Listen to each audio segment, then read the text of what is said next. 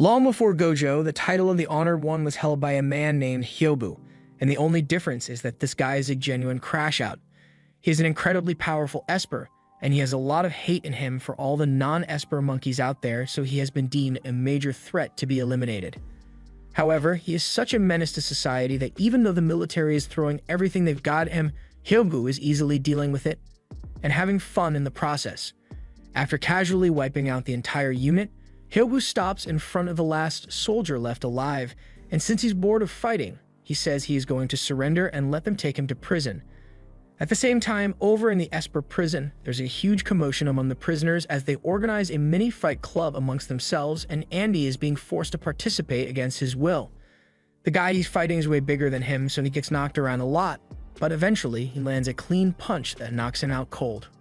That victory may have looked like it was dumb luck, but this is actually Andy's 7th victory in a row, so as much as he dislikes fighting, he's actually pretty good at it, although all he gets for winning is a chocolate bar. Just then, the helicopter flies overhead, and everyone here knows that must mean something important is happening, so they all rush outside and watch as Hyobu is brought into the prison. The prison warden is proud that he has finally captured the leader of the elusive Esper organization, Pandra, but just as he is about to start gloating in Hyobu's face, Hyobu tells him to back his sweaty ass away from him if he doesn't want to get blown to pieces. However, the warden is confident that he will be fine since even if Hyobu's Esper powers may be incredible, he isn't going to be able to use them because of the anti-Esper equipment they have installed. But just to be safe, he has a bunch of gunmen take aim at Hyobu in case he tries anything.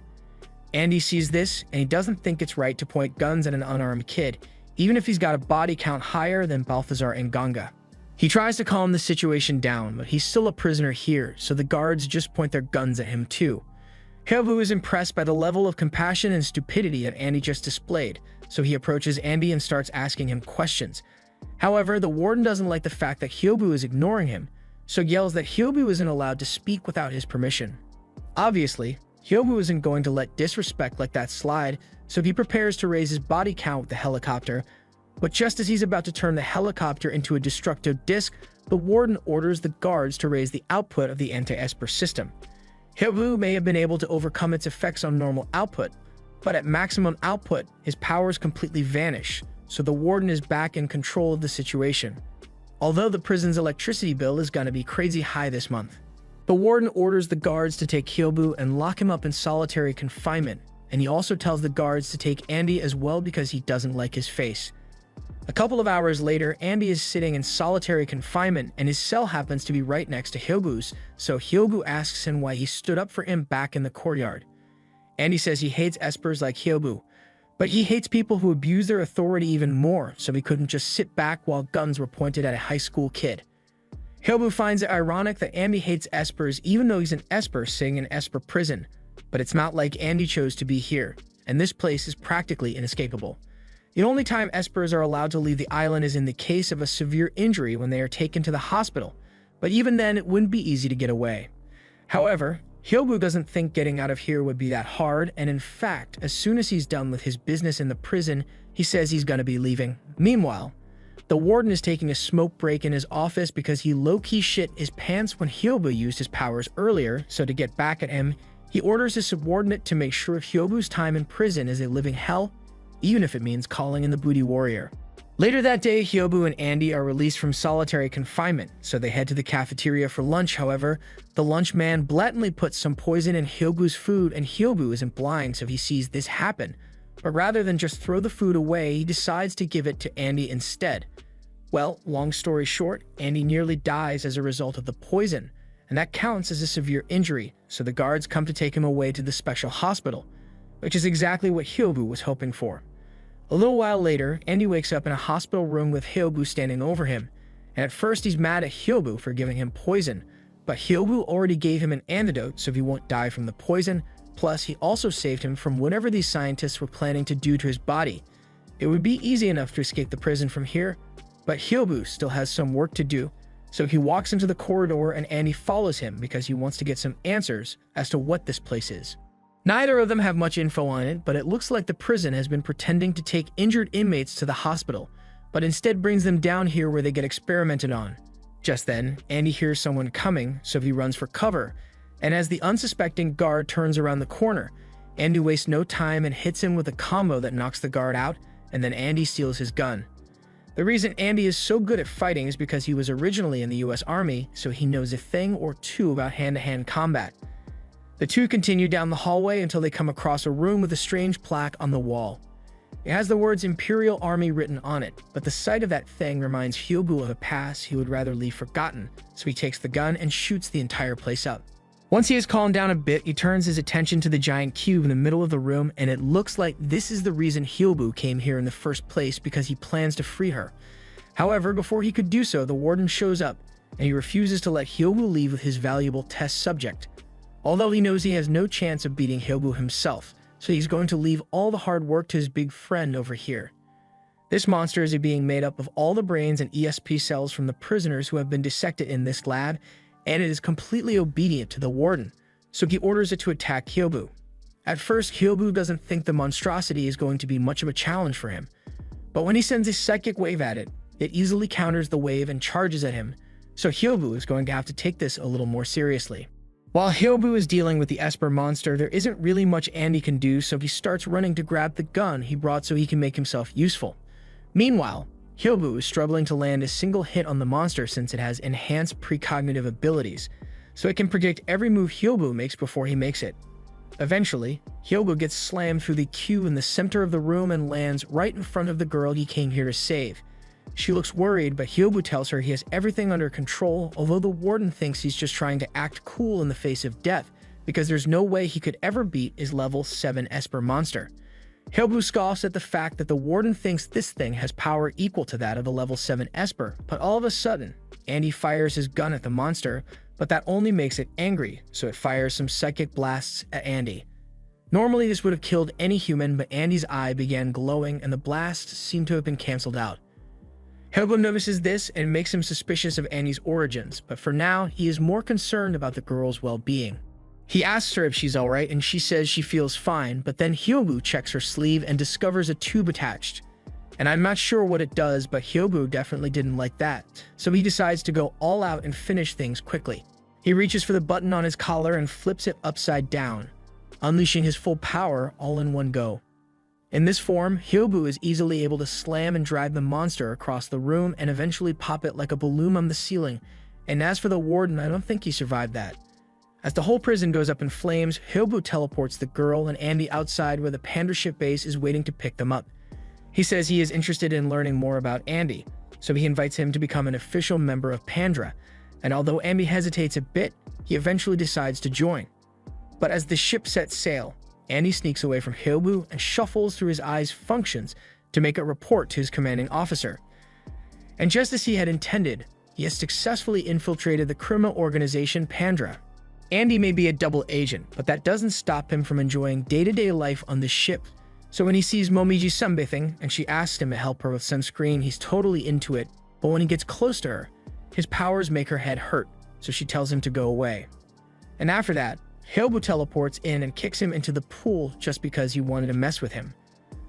A little while later, Hyobu introduces Andy to the rest of the crew, and to demonstrate his ability, he has Momotaro fire some ESP blasts at him. As expected, the blasts disappear before they hit him, so Hyobu tells everyone that Andy has the ability to negate the ESP abilities of others. Additionally, Yagure can't read his mind, so neither telekinesis nor telepathy of any kind will work on Andy. However, since his power is always active, it has the side effect of giving the Espers around him a severe headache if they get too close, and as a result, most people on the ship try to keep their distance from him.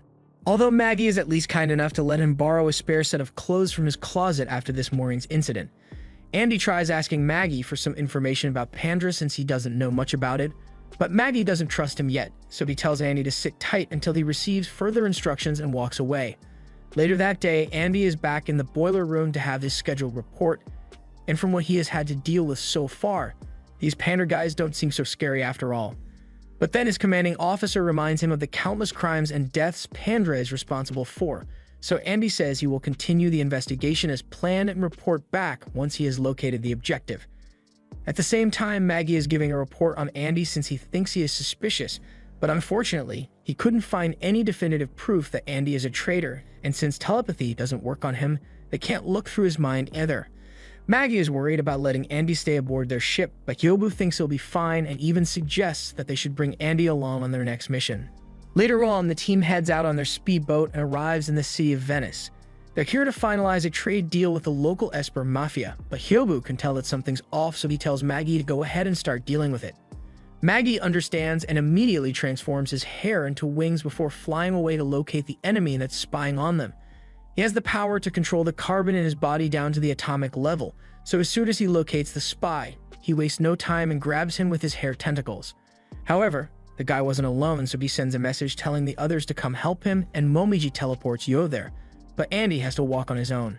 When Andy finally arrives, he gets disoriented by the constant ringing in his ears, and it looks like it is being caused by Yo. His scream is apparently able to nullify all the sound in the area, so no one outside has any idea what's going on despite the massive fight that's going on. Eventually, they manage to knock all the spies out, and afterwards, they use telepathy to read their minds and figure out why they came after them. Their investigation reveals that the spies were sent by the Mardini family, the same one that they were meant to do a trade deal with later today, so this is an obvious case of betrayal.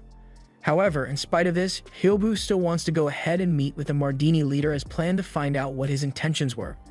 But as a rule, all traitors must be killed, so Hyobu tells Andy to sit on a nearby rooftop and point his sniper at Mardini's head, and when he gives the signal, he wants Andy to take the shot.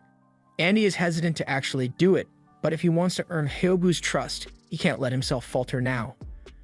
Over in the meeting room, Hyobu sits across from Mardini, and Mardini compliments him for still looking the same as always, even though it has been over 50 years since they first met. Hyobu was born in the 1930s, but he is able to use his Esper abilities to slow his aging process down so much that he never grows old. Mardini, on the other hand, has grown weaker with his advancing age, so he had to make a deal with the police to sell out Hyobu in exchange for his family's safety. Now that Hyobu knows that Mardini truly is a traitor, he tells Andy to take the shot, but just as he is about to pull the trigger, Andy's nerves start getting to him, so he freezes up and Hyobu ends up getting shot multiple times as a result. Only that's not what happens at all, because Hyobu actually had all the men hypnotized into thinking they were all him, so they just shot themselves. The real Hyobu then teleports up to Andy, and even though Andy couldn't bring himself to pull the trigger, that's pretty much what Hyobu had expected to happen. He had a theory that Andy's negation powers would be enhanced if he was ever put under intense stress, which is why he stationed him here. He goes up to Andy and says he has a gift for him, so he puts a limiting necklace around his neck to keep his negation powers in check from now on. He then teleports Andy down to the meeting room to show him that the Mardini that Hyobu was meeting with was just a fake, and it was being controlled by the real Mardini, who is in the building across the street.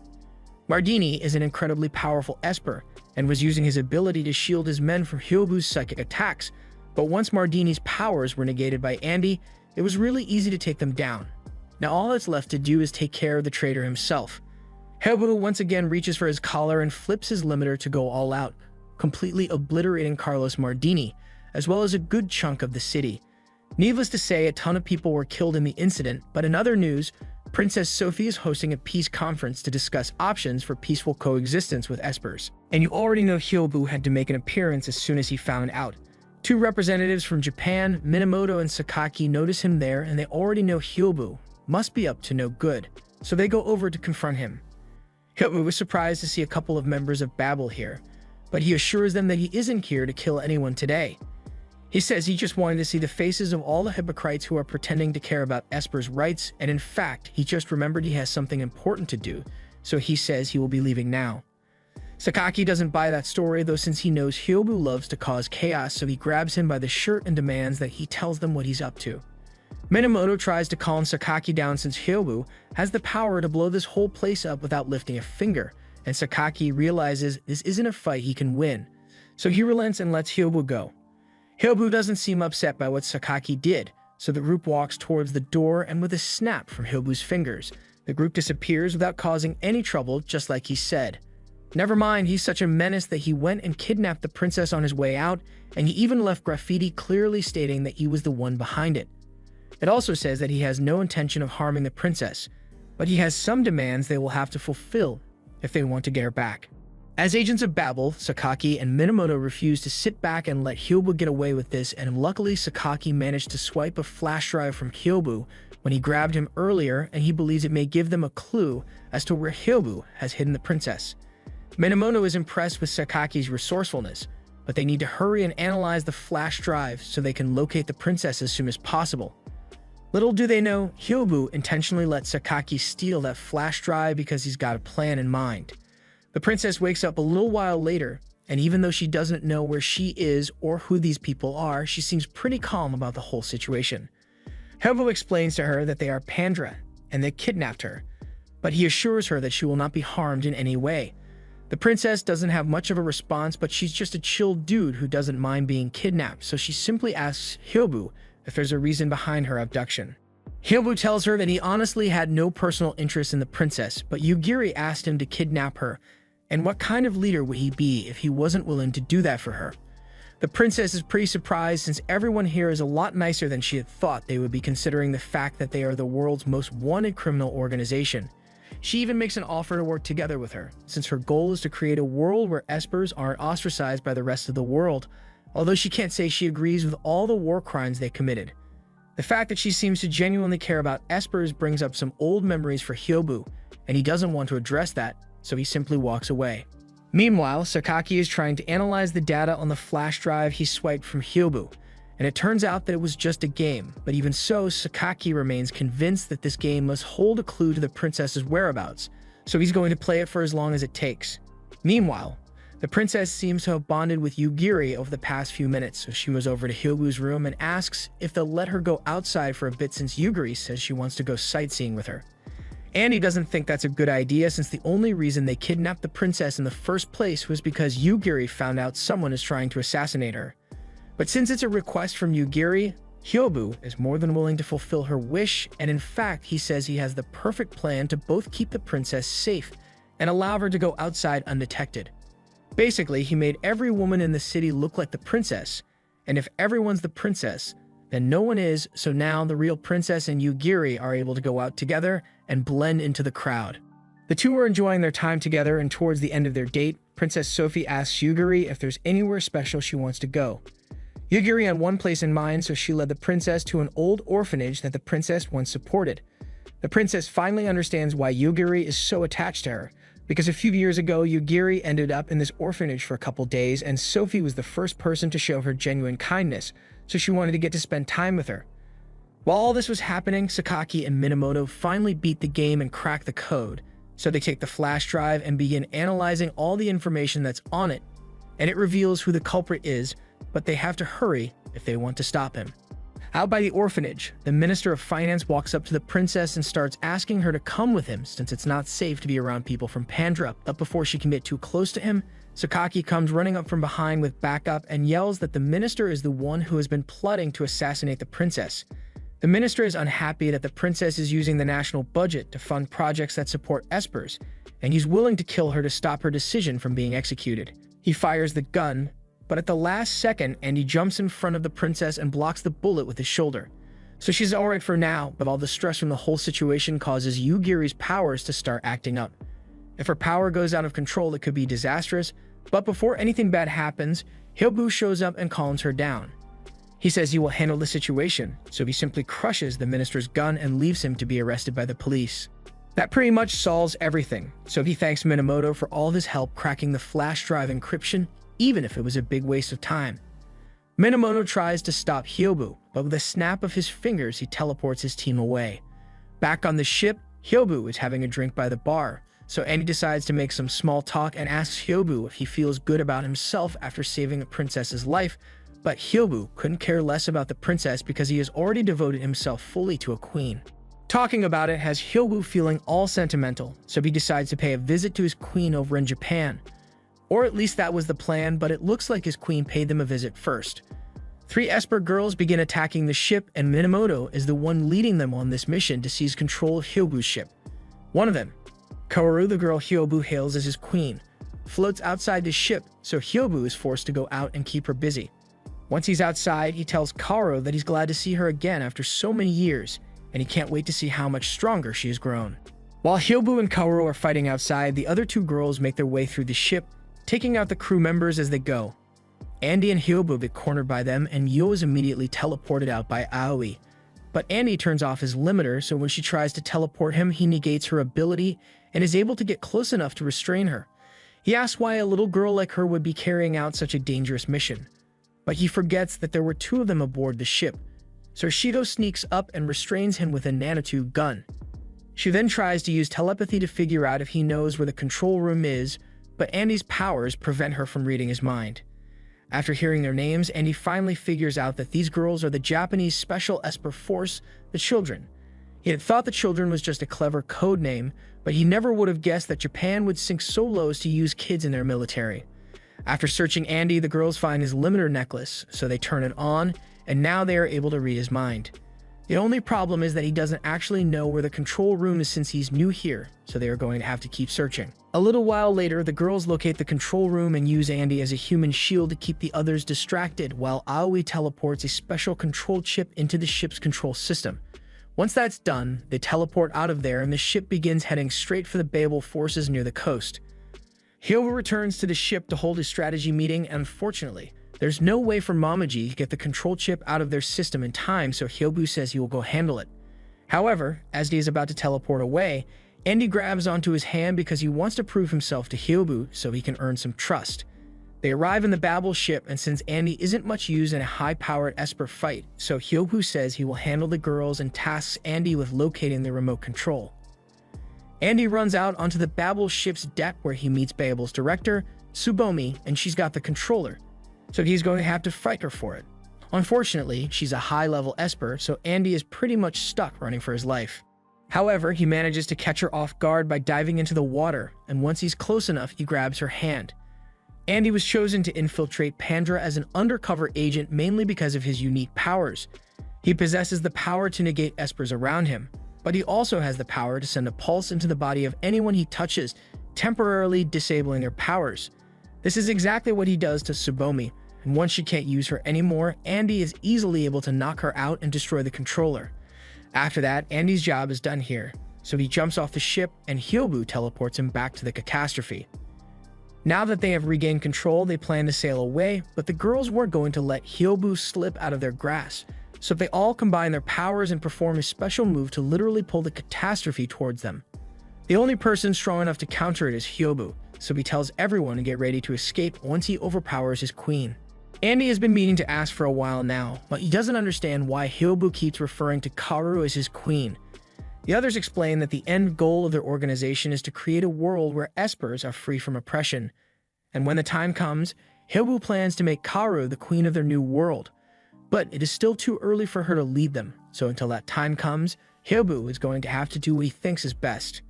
Hyobu turns his limiter off, and with his full power, he is able to single-handedly blast the girl away and free the ship from their hold, and once able to move again, they initiate high-level evasive maneuvers and sail the ship into the sky before disappearing into a portal. After that whole battle, the catastrophe was badly damaged, so they had to sneak into a repair shop in Tokyo to get it fixed. While the ship was being repaired, Hyobu said he had some important matter to attend to, so he went off on his own and everyone else is doing their own thing as well. Andy got stuck taking Yuguri out to have some fun, and while he's not exactly happy about having to babysit, he loves seeing Yuguri happy, so he goes along with it. As they go through town, he notices Yugiri staring at some people going into an amusement park, and it's clear that she wants to go in as well, but there's a very clear sign that says no Espers are allowed inside, and Yugiri's so disappointed since that means she can't have fun in there.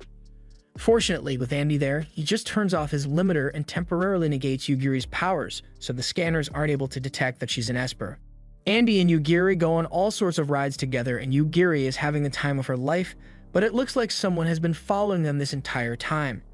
At one point, Andy takes Yugiri to see a circus performance and he tells her to stay put while he goes to get them some drinks, but as he is walking away, he realizes someone is following him and confronts his stalker, who turns out to be Minamoto from Babel.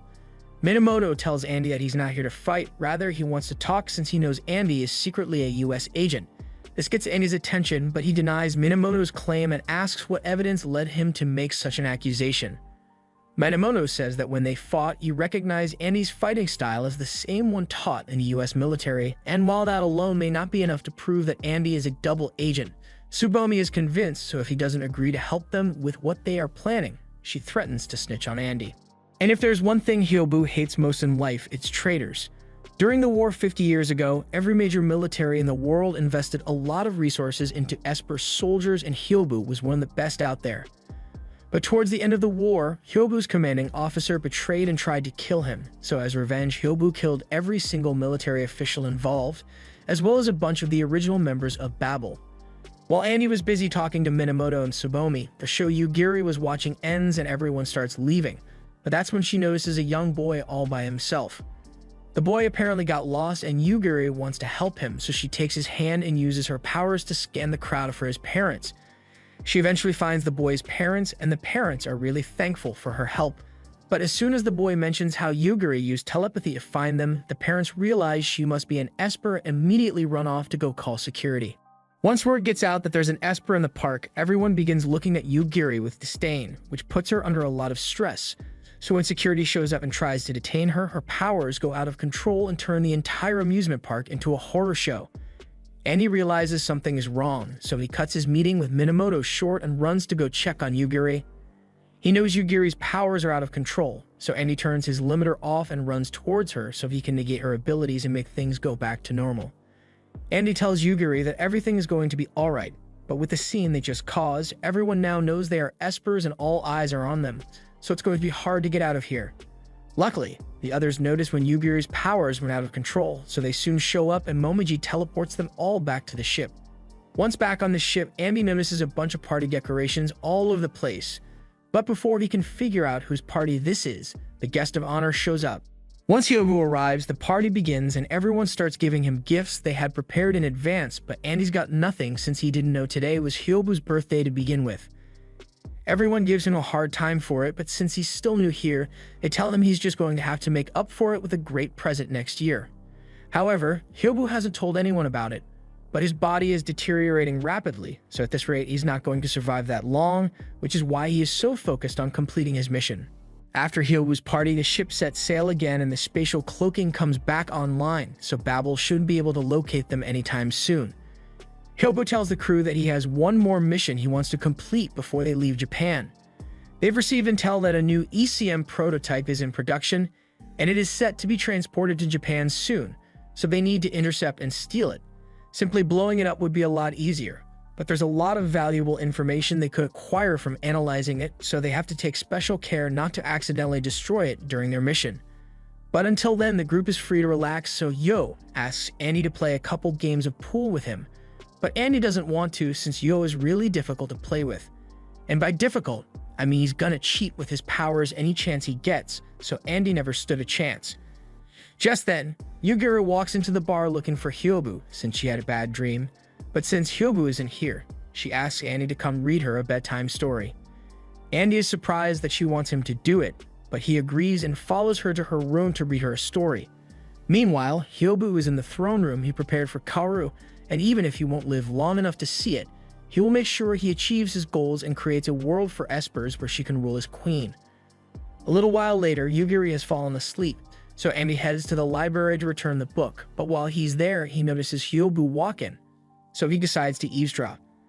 Hyobu walks over to a desk and pulls out an old book before using his powers to animate a clone of an old friend, Utsumi.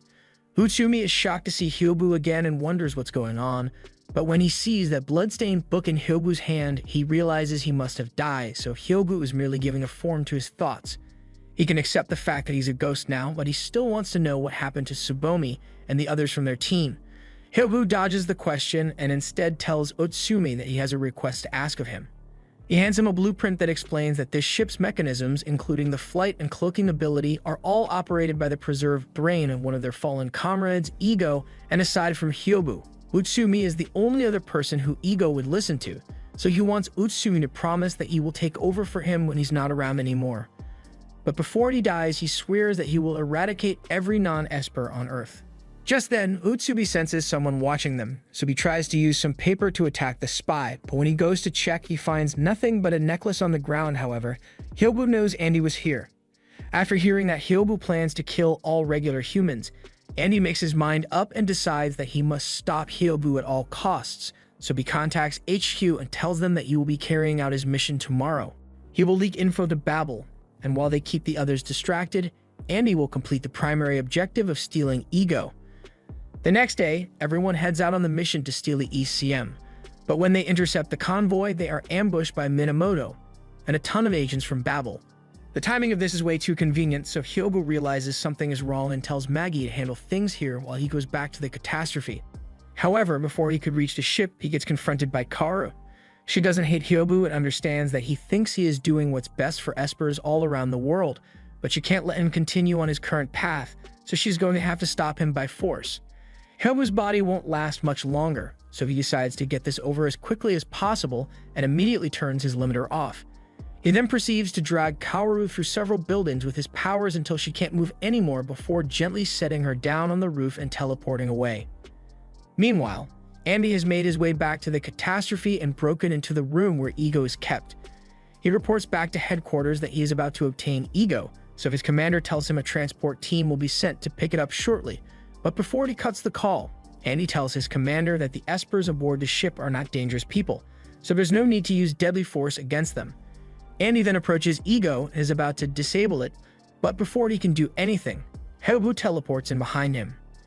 Hyobu had his suspicions about Andy early on, but now that Andy has decided to betray him, Hyobu declares that he will kill him. We get a look into Hyobu's past as he was a little boy arriving in Japan for the first time.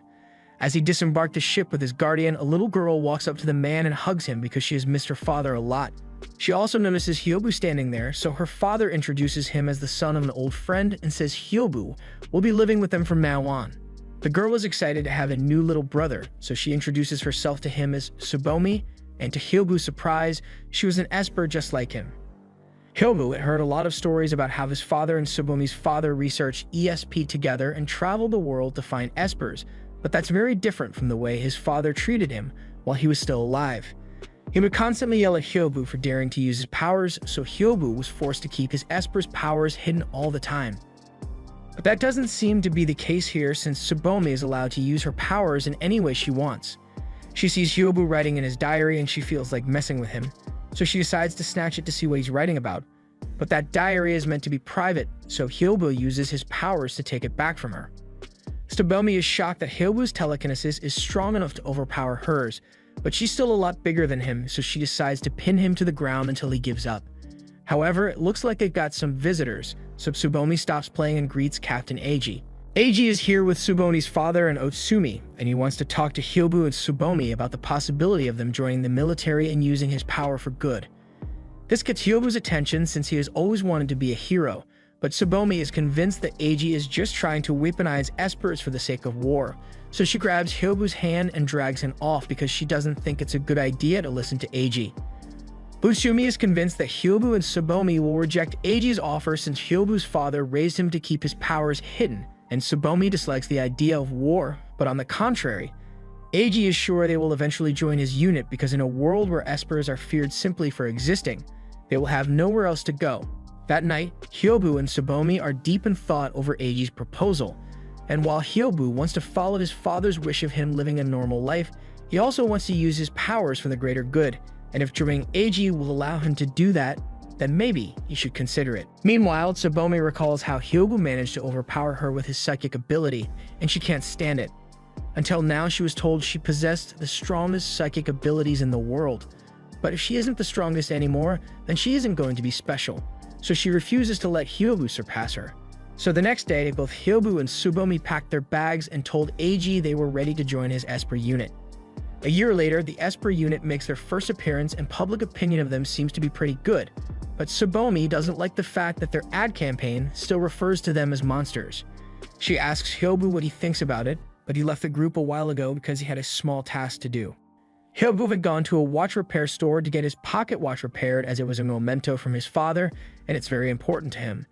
But as he is leaving the repair shop, he bumps into a policeman, and the officer assumes a kid like Hyobu could possibly have such nice things, so he starts questioning him.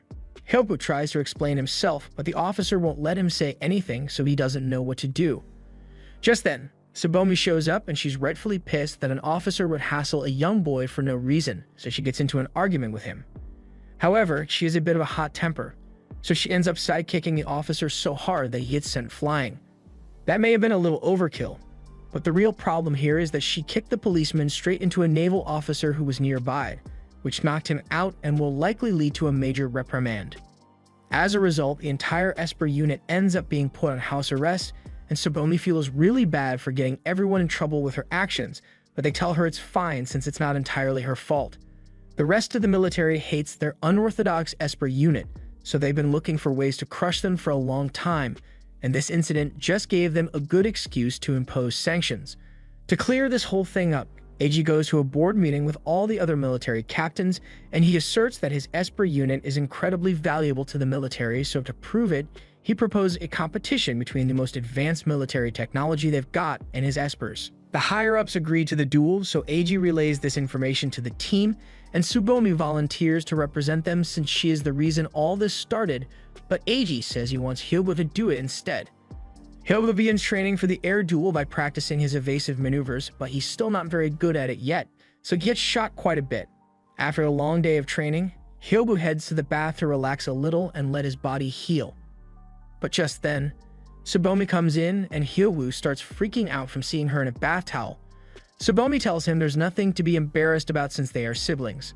Adoptive siblings, but siblings nonetheless, so Hyobu calms down and puts his towel on so the two of them can talk. Up until Hyobu showed up, Tsubomi had been considered the strongest, and while she never hated him for it, she's been trying to grow stronger to surpass him. However, more than anything, she wants to make sure those she cares about are safe, so she asks Hyobu to make sure that no matter who the enemy is, he will always win. The day of the duel finally arrives, and as the newly developed plane is heading for the designated battlefield, Tsubomi and one of the other Espers teleport onto the plane's wings. If this were an actual battle, they could just throw a frag grenade in the cockpit and end it right now. That's not what this duel is about. So Tsubomi is just here to warn him that Hyobu isn't going to be easy to beat. However, Tsubomi then notices that the pilot happens to be the same naval officer she accidentally knocked out, so she starts apologizing to him for the incident, but he ignores her apology and shakes her off the plane. The officer eventually spots Hyobu, so he engages in a dogfight, but it's much harder to hit Hyobu than he initially anticipated since Hyobu is able to change his direction instantly. However, even if he has the advantage in maneuverability, this plane still flies at 500 kilometers per hour, so Hyobu isn't going to be able to outrun it for long, and in terms of firepower, all that Hyobu has is a rifle loaded with practice bullets, but he has a plan to win anyway. He flies ahead of the plane, and while the officer is flying straight towards him, he turns and fires a bullet straight at the cockpit. If that were a real bullet, the officer would be dead right now, so it's clear that Hyobu is the winner of the duel, but when Hyobu calls in to tell Eiji that he won, he is told that there's an emergency, so he needs to switch to live ammunition and prepare for active combat.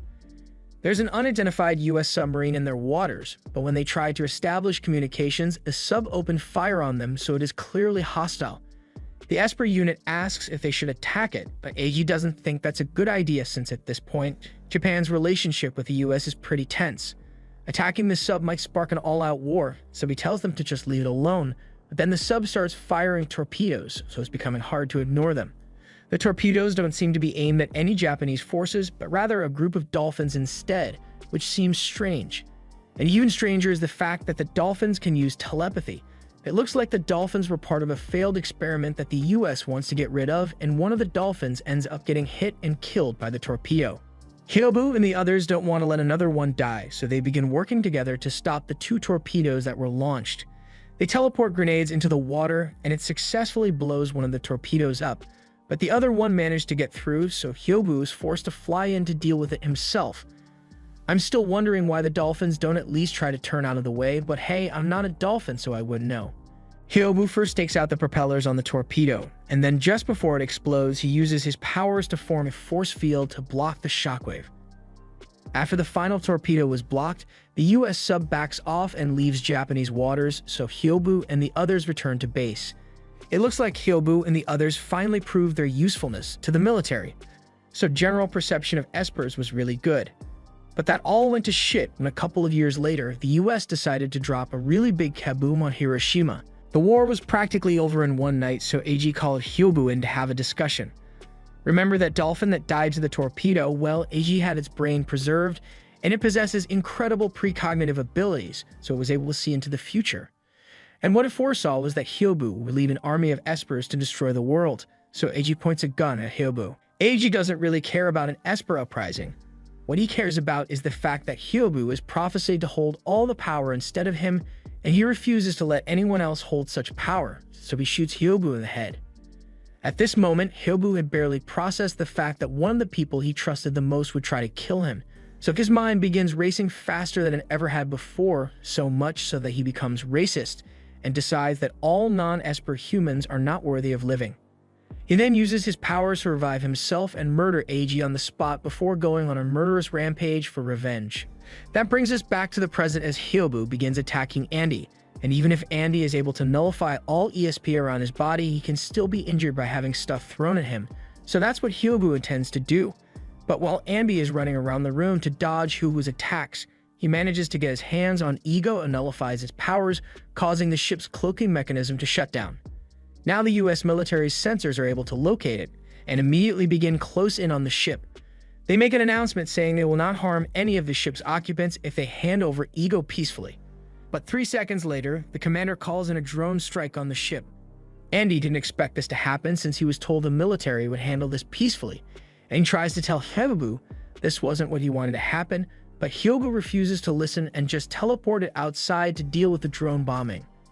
While Hyobu is busy, the US sends 2 units down to seize control of the ship, and once they are on board, they go straight for all the Esper kids. One of the older kids tries to protect the others, so she uses her matter manipulation to take out 2 of the soldiers and tells the kids to run. More soldiers show up, but she is prepared to hold them off for as long as it takes. However, when she tries to use her powers, she realizes she can't. These soldiers came prepared with ECM machines to dampen the powers of any problematic Espers they ran into, and now that she can't use her powers anymore, they give her a taste of American freedom. Andy's commanding officer comes into the ship personally, and while he's there, he runs into Yugiri and has his soldiers knock her out with the ECM machine, but when Andy finds out about it, he is livid and asks the director why he's treating Yugiri like this. Andy specifically asked him to treat the Esper children with care, and the director definitely remembers that promise, but he is just choosing to ignore it. He believes that all Espers are monsters that need supervision, so he will be taking Yugiri into custody for likely experimentation. Until now, Andy may not agree with everything Pandra has done, but he has spent enough time with Yugiri and know that she's a monster, so he picks up a gun and says he won't let the director take her. The director is disappointed that Andy would turn against him, but he just sees it as a slight inconvenience and says he will have to erase all evidence of Andy's involvement with his agency and points a gun at him. Andy should probably have taken the first shot when he had the chance, because the director doesn't even hesitate before shooting Andy in the chest and leaving him to die.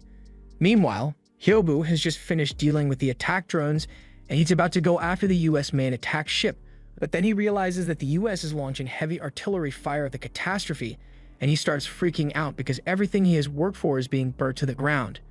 However, Maggie and the others remind him that they, as well as all the Esper children left on this ship, are counting on him, so Hyobu locks in and tells them to evacuate while he handles the artillery. He then flies into the air to unleash his full power, and as he does so, his body begins to fail him, but he doesn't have time to worry about his well-being, so he gives everything he has to stop the US military's bombardment so everyone can escape. Meanwhile, back in the ship, it looks like Andy managed to survive the shot to the heart thanks to the limiter Hyobu gave him, and he sees Hyobu lose consciousness from all his exertion, and without Hyobu blocking the artillery, the ship is doomed. So just as the ship is about to be blown up, Andy dives into the water after Hyobu to save him. As Hyobu hits the water, he starts wondering if he really made the right choice in doing what he did, but just as he is about to accept his fate and drown, Andy grabs his hand and pulls him back up to the surface. Although with the ship totally destroyed, he has no way of getting Hyobu to safety. Luckily, Tsubomi soon shows up, and it looks like she's here to help. After the incident, Minamoto heads to a meeting with the US representatives to discuss what they will do moving forward. Basically, the US wants Babel to pretend that the whole thing never happened and sweep it under the rug, and as the head of Babel, Tsubomi had predicted this, so she pre-recorded a message telling the US representatives that she will keep their secret for now, but in exchange, she wants them to avoid interfering in Babel's matters. Meanwhile, Tsubomi is back in her father's old estate since this is the only place she could bring Hyobu without arousing suspicion, and after a bit of treatment, Hyobu regains consciousness for the time being. The first thing he does now that he's awake is ask Tsubomi if Andy is in the building as well, and Tsubomi says she doesn't know where Andy is right now. But that was a straight lie because as they speak, Andy is in a lab across town being loaded into a machine to suppress his negation powers so Aoi can use her powers to take out the chip the US installed in him. Now that the chip is out, Andy can't be tracked anymore, so he and the girls head over to the manor to see Hyobu. Hyobu is glad Kaoru came to visit him, but he will talk to her later because he needs to have a very important talk with Andy. Everyone leaves the room to give Hyobu and Andy some privacy, and as much as Hyobu wants to pop Andy's head for being a traitor, there's something else he wants to ask him. When the catastrophe was being attacked, Hyobu recognized the voice of the person speaking, so he asks Andy if he knows who that person is. Andy tells him he has only ever met the director in person, and that was when he was being recruited into the US Esper unit. But something was strange about the guy since he was Japanese, just like Hyobu had a scar running across his entire chest, almost as if someone had burst his intestines with ESP. Hyobu had his suspicions before, but after hearing Andy give that description, he is sure that Andy's former director is the same person who betrayed him in the last war. He is incredibly angry to learn this, but all the stress causes his heart to give out, so he falls unconscious. Everyone rushes in to check on him, and after running some tests, Sakaki figures out why Hyobu is in such terrible condition. Hyobu is able to maintain his youthful appearance despite pushing 50 by controlling his body's T-cells, but those T-cells are starting to degenerate, so before long, Hyobu is going to die. Kaoru asks if there's any way for them to save Hyobu because she doesn't want to let him die, and Sakaki tells him there's something he can try, but he can't guarantee that it will work. Hyobu wakes up a little while later and finds he is getting a blood transfusion from Kaoru in an attempt to replenish his T-cells. She knows Hyobu hates non-espers, but she's sure that if they work together, they'll be able to build a better world where espers and non-espers can get along. Hyobu sees genuine hope in Kaoru's eyes, and that's one of the reasons he devoted himself to making her a queen. But it's already too late for him to be hopeful. The only path left is that of revenge, so that night, while everyone is asleep, Hyobu leaves the manor inn to finally settle things with Eiji. But as he is leaving, Andy pulls up next to him in a car and says he's coming along. He knows Hyobu still doesn't trust him, but Andy at least wants to help save Yugiri to make up for what he did a little, so Hyobu gets in the car and the two head off together. Sometime later, Andy's former recruiter walks into his apartment and finds Hyobu sitting in a chair. He is shocked because Hyobu is supposed to be dead, but before he has the time to react, Andy shows up behind him and points a gun to his head. The recruiter is even more surprised now that he knows he doesn't stand a chance in a fight against these two, so instead of trying to win, he knocks the gun out of Andy's hand and tries to shoot himself in the head so they can't get any information from him. Fortunately, Hyobu uses his powers to stop the bullet mid-air and says he won't let him die so easily, at least not until Yugiri is safe. Since the recruiter has no other choice, he leads Andy and Hyobu to the facility where Yugiri was sent after she was captured. Andy isn't familiar with this facility, so the recruiter explains that the mission of the USCI is to control espers like trained dogs, which is why they developed a specialized biological control collar. In fact, the one they refer to as Yugiri was an experimental esper, artificially cloned for the purpose of this project, but due to careless supervision, she managed to escape. They are then brought to a room, and after scanning the device with his powers, Hyobu finds out that they performed some sort of brainwashing on Yugiri after she was sent here, but she hasn't been here for a while, meaning the recruiter only brought them here to lure them into a trap. Just then, a message is sent over the comms, and Hyobu recognizes it as the voice of Eiji.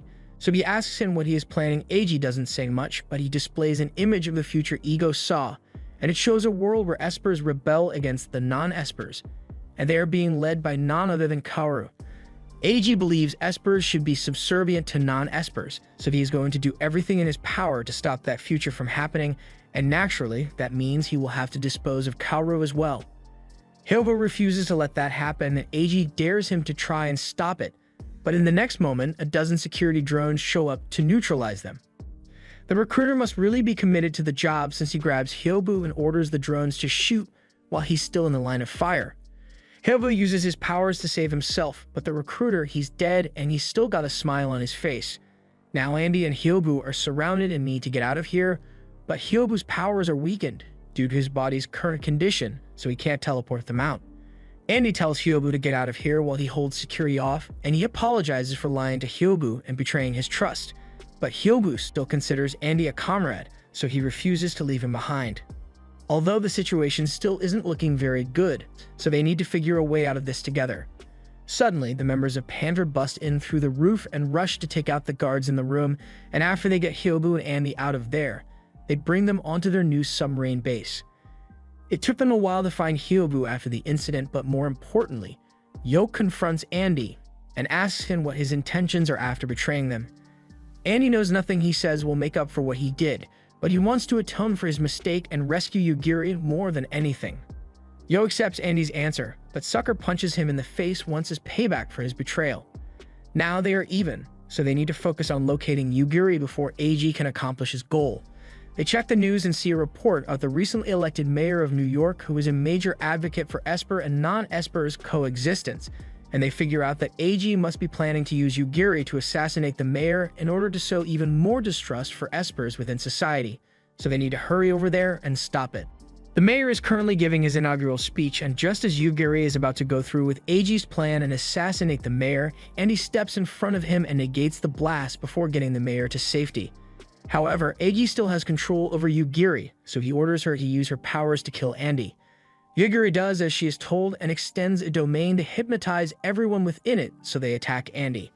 Meanwhile, Hyobu finds one of Yugiri's illusion duplicates in the city, and she tries using her hypnosis on him as well, but Hyobu blocks it. Or at least he thought he did, but it looks like Yugiri's hypnosis took effect because he is faced with an illusory clone of himself. Hyobu's battle with himself leads him down a rabbit hole of everything that has ever gone wrong in his life, all of his comrades who died because he couldn't save them, the memory of him being betrayed and killed by AG, and his younger self condemning him for the monster he has become. Hyobu is well aware that this is only an illusion, but in order to overcome it, he is forced to unleash his full power, even though he knows it will likely kill him. He turns his limiter off and his energy dispels Yugiri's illusions, but if he wants to save her, he has to go into her head to undo the brainwashing. Hyobu sees the Yugiri's past as a test subject and how the scientists in charge of her were planning to eliminate her for being too powerful, so she was forced to defend herself with her powers and ended up killing them. From there, Yugiri moved from place to place, but she was always scared that her powers would end up hurting someone, so she avoided forming bonds with people. But then she met Hyobu, and he showed her that she didn't need to be scared of her powers. Hyobu finally snaps Yugiri out of the brainwashing, but using his full power here was more than his body could handle, so as his final act, he erases the biochip in Yugiri's neck, but then his powers go out of control. All the strain on his body has made him unstable, so any minute now, his body could explode and Hyobu has already accepted his fate. He managed to save Yugiri and prevent AG's plan, so even if this is the end for him, at least he can die satisfied. However, Andy refuses to let him die because over the time he has known Hyobu, he has come to learn that there are a lot of decent Espers out there, so he wants to see what kind of world Hyobu would create. So he pushes through Hyobu's psychic waves and grabs onto his shoulders before using every bit of his negation powers to suppress Hyobu's powers so he can survive, but it takes a toll on Andy, so he passes out shortly after. The following day, after AG's assassination plot was revealed, everyone involved in the operation was arrested and AG is the only one who managed to get away. But even if he escaped the police, he can't escape Hyobu. He tells Hyobu to just kill him already because even if he dies, he knows his memory will always continue to haunt Hyobu. However, Hyobu says he won't be killing AG, solely because Kaoru wouldn't approve of him doing that, so instead, he decides to give AG severe dementia so he lives out the rest of his life as a shell of his former self. Back at Pandra's temporary base, Hyobu runs into Andy as he is getting ready to leave on his journey. He tells Andy that he doesn't have to leave since he is more than happy to welcome him back into Pandra, and while Andy appreciates the gesture and would love to see the world Hyobu creates firsthand, he also feels like he should follow his own path, so he wants to return the limiter necklace Hyobu gave him. However, Hyobu tells him to keep it since whether Andy chooses to stay now or not, he will still always be a member of Pandra as far as Hyobu is concerned. Hyobu and Andy then go their separate ways, but they continue moving forward in hopes of a better future.